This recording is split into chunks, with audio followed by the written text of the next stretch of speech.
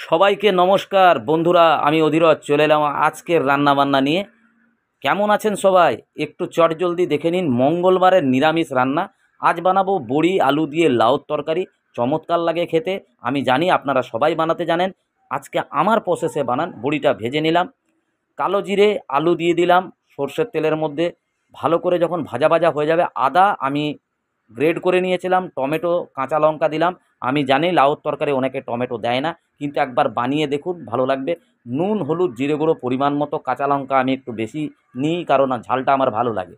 তো নেড়ে নিলাম বন্ধুরা, খুব সুন্দর করে আগে ভেজে নেবেন, তারপরে লাউটাকে একটু পরিমাণে বড় কাটবেন। আর আজকে হবে উচ্ছে আলু ভাজা মুগের ডাল, যেহেতু নিরামিষ আমি দেখিয়ে দিলাম। একটুখানি চিনি দিয়ে খুব ভালো করে নেড়ে নেবেন। প্রথমে ভালো করে নেড়ে নিয়ে তারপরে কিন্তু এটাকে ঢাকা চাপা দিয়ে দেবেন 15 মিনিট থেকে 20 মিনিটের জন্য, লো টু মিডিয়াম ফ্লেমে। তো ভালো করে খুন্তি দিয়ে নাড়িয়ে নেবেন। নাড়ানোর পর দেখবেন যে সুন্দর একটা লাউর তরকারি হয়ে এসছে। আপনারা বড়ি ধনেপাতা আর ঘি দিয়ে দেবেন। লাইক কমেন্ট শেয়ার করবেন বন্ধুরা, যদি ভালো লাগে চ্যানেলটাকে সাবস্ক্রাইব করবেন। আমি প্রত্যেক দিন নিত্য নতুন রান্না আপনাদের সামনে নিয়ে আসবো। আজকের মতো আসছি।